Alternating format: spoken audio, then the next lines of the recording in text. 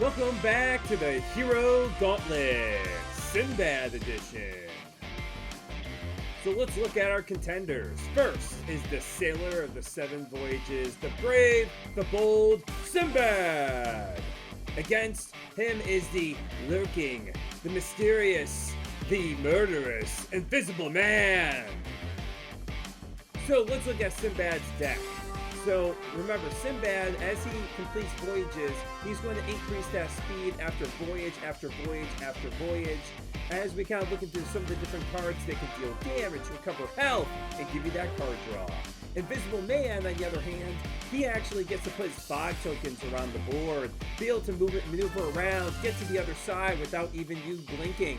And the thing is that he's so impossible to see that some of your attacks will just be a 0. So this is how the Gauntlet's looking like so far for Sinbad. Now let's see how he does against Invisible Man. So here we are over in Soho, which I would consider to be like the home map of the Invisible Man. And we see I have a nice opening hand here. I actually have a regroup, a momentous shift. You know, some people may not see this as a good opening hand, but I got 2 voyages, and I can kind of pump those out right from the very beginning, which to me is actually of good use. I end up being the one to go first, and I don't want to just jump right off the gate, because I will gain that speed later on. So I decided to actually just, fill up my hand, take care of those things. So I kind of throw the Porter over there. I got Sinbad over there. And we kind of can see that there's kind of just some distance that's being held. Meanwhile, the Invisible Man boosts his maneuver with a vanish, which I think is kind of a waste, to be honest, and goes right in and attacks me with a surprise attack. I use Feint in order to try to cancel the effect that he has. And what's pretty awesome is that I'm able to, cancel the effect so he can't get away. But the problem is that I took a meaty 3 damage, which is pretty devastating for Sinbad. So right now I'm kind of contemplating what to do here. I got a few voyages that I have at my disposal. I go right for the island that was a whale, so that way I can actually get some health recovery here. So I go in against his defense, which blocks the entire thing. But then the nice thing is I am going to be able to recover that 2 health, so I'm going to be able to get back some of the damage that he just dealt to me with that big, meaty surprise attack. But with some of these cards with the Invisible Man, the opponent gets to move around the 5 tokens. I like to try to keep all the 5 tokens all concentrated together in one area, mostly because it doesn't really enable the Invisible Man to, maneuver through them so easily and be able to get all across the board. So keeping them all chunked together seems to be a decent strategy against him to isolate him. I decided to move on to the other side of the Porter to see if the Invisible Man would actually try to boost a maneuver to go after me again. And right now I'm kind of contemplating what I really want to do here. Do I want to go right after him? And to be honest, I have a voyage in my discard pile, so my maneuver is going to be a 3 now with my move speed. So I'm going to be able to get there. I'm going to move the Porter a little bit closer just in case if I want to try to pin him. And I go after him with another lovely voyage, in which he's able to block 2 the damage, but I am going to be able to get 1 over because of his ability to increase his attacks with the number of voyages in his discard pile as well. So I am also able to get to kind of discard some cards, kind of move some things around, but I am also going to be able to move his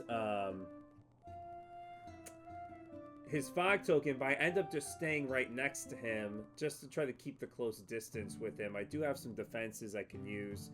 So I end up using Toil and Danger in order to try to defend, and it's a very successful defense against his Slip Away. But Slip Away, as we all know, is really much more useful for him to try to maneuver around, move his 5 tokens around to get where he needs to be. So I decided to try to be more centrally located, considering that he's going to be able to move around here. But he ends up just moving one space back onto his fog token. So, you know, for me it actually worked out, but then they actually maneuver across the map onto the rooftops there, which is now I'm going to have to really kind of figure out how I'm going to go about this. But I got a few voyages in my discard pile. I'm going to have that nice increased movement speed. So as you can see here, almost all the spaces are green for me and the porter already, which is going to be so helpful for me to get around the board. So I'm kind of contemplating if I want to go after him with a momentous shift, but I'd rather hit with the regroup, because sometimes it's good just to get those meaty defenses out of the way so I can kind of go in with a big meaty punch. He uses his coded notes to give him some card draw, give him some options that he can actually have. And I end up getting a card. I get Voyage Home from that draw, which is actually really good. Mostly useful at the end when you have all your voyages completed, but it's not bad to have in your hand, just to know that it's there once you get more voyages completed. So I do take a damage from his scheme, but I am able to move the fog token around a little bit, and we're going to see kind of what he's going to do here with this attack. I go with my momentous shift. It's my highest defense, my only defense at that point, and I'm able to block another slip away. So now I take no damage again. Invisible Man is struggling to really get a lot of damage onto me now. They got that nice 3 damage to start off with, but it's been really difficult for them to get anything onto Sinbad. I'm able to maneuver around, as you can see here, like just the vast amount of movement I get after completing these schemes. And because I have the porter right next to him, I go right after him, and he is fully able to block that with his lurking, because he is going to get a +1 to his defense cards being on the fog token.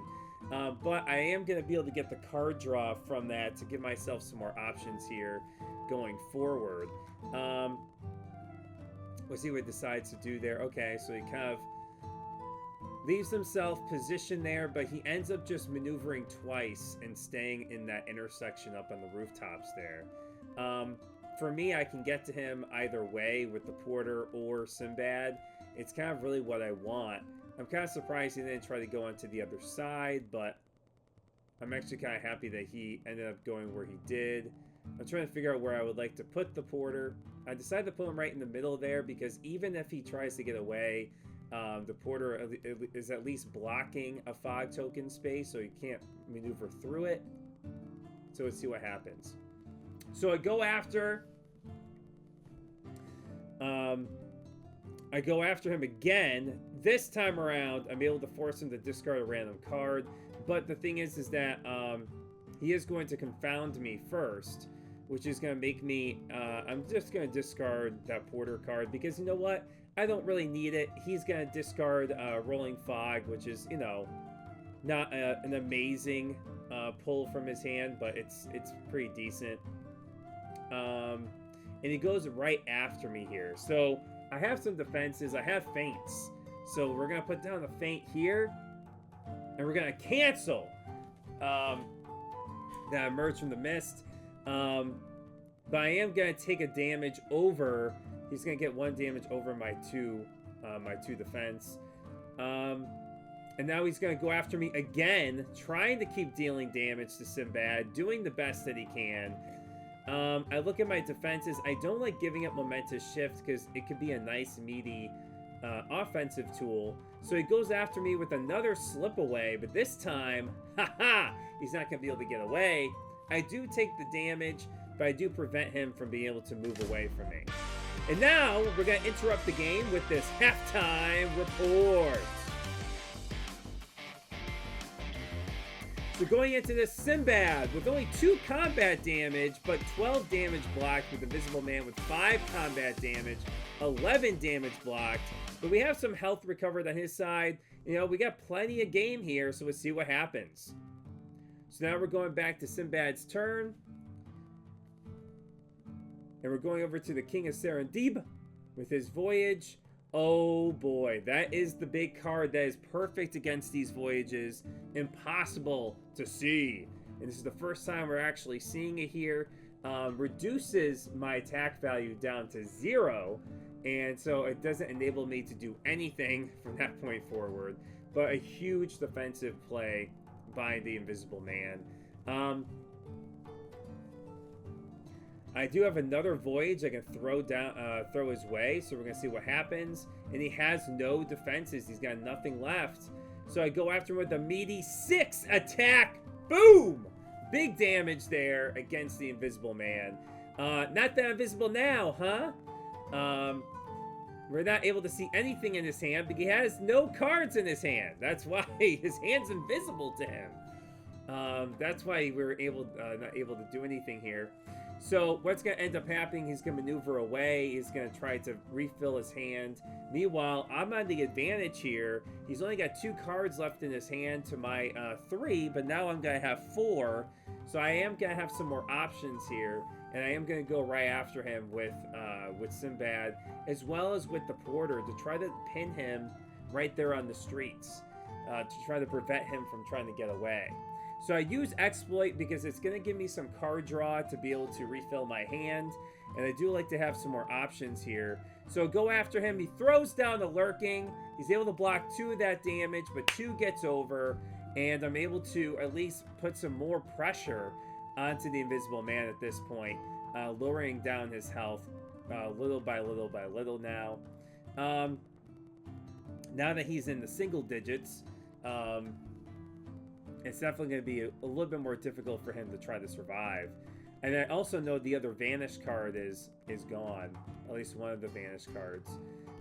So he comes in and attacks me. I throw down a Leap Away. He's just, wanted to hit me with a nice 2 damage. So I'm able to overblock that one. And while doing so, I'm able to try to get some Leap Away action. I could move Invisible Man or myself, but I decide not to try to keep him in that pinned area.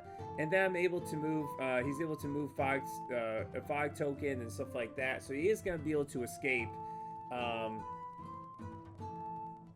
he's going to get over onto the other side of the map. But see, that is not a problem for Sinbad, because Sinbad can get anywhere. So I maneuver. You can see I can just, any space on the map is available to me. It's insane just what Sinbad can do once you build up those voyages. So I go right after the Invisible Man here, and I decide, you know what? I'm going to throw down a regroup, try to pull out some more defenses out of his hand.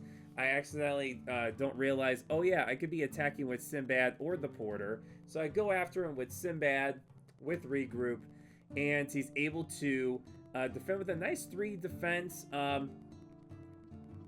Not incredibly useful against me at the current moment, but pretty decent against the Porter if he ever wanted to. So then now he's going to use another scheme to deal another damage to me with Step Lightly. I decide to allow that to happen. I don't move any of the fog tokens. I kind of just keep them where they're at. And he goes and vanishes. Like I said before, remember? He had another vanish card. I knew he did. And he ends up just going up and vanishing away from me. Lovely. So now I need to kind of position myself somewhere in the middle, in the central area here. So I end up just kind of putting myself and the Porter near the middle. Like I said, I'm not really worried because I can just literally get anywhere I want to with just one maneuver. The Invisible Man puts himself onto a fog token space. Not really a big concern for me. I do have some decent damage cards at Commanding Impact. I only have 1 copy of that in my deck, so I'm just lucky I got that into my hand at the moment. So I am going to try to go after him, and I'm thinking right now, do I want to use Toil and Danger, use a Commanding Impact, Momentous Shift? But I'm kind of wary of getting rid of some of my defenses, because I know there's another surprise attack potentially there, and I don't want to put myself in a tough situation. So I go right into the Lion's Den. I actually jump right into that fog token. And let's see what happens here. So as I do that, I go right after him. He's able to block with a 3 defense. But the thing is I get over it, deal 2 damage to him. We're both going to be able to get some card draw off of our effects. And we're going to see kind of what ends up happening here.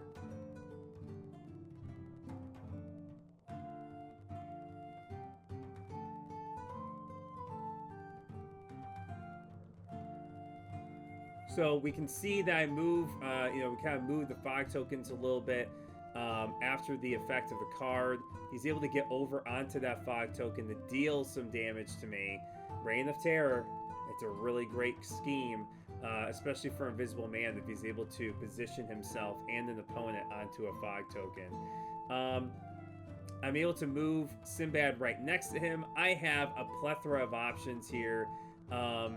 But I do have one more voyage I can go right after him with, and I do have that nice ape voyage. Get those apes attacking him. So he does try to defend, to try to get away with a 5 defense. Not strong enough against my 7 voyage. I'm able to deal 2 damage to bring him down to 2 health, but sadly for him, even after I kind of move the fog token a little bit there, my effect is going to deal that 2 damage right to him as one of those apes goes right after him, and it defeats the Invisible Man. So victory for Sinbad. So let's look at the final stats here. Sinbad 14 combat damage, some really good direct damage there. 14 damage blocked. Meanwhile, the Invisible Man over 20 damage blocked, but did not get the damage output that he needed in order to try to win the game. As you can see here, even the efficiency ratings really showing just how terrible the Invisible Man did, but it was within a really close 12 rounds, so, it ended up pretty well. So Sinbad with an 8-0 victory over the Invisible Man. Let's find out how he does against Bigfoot next time.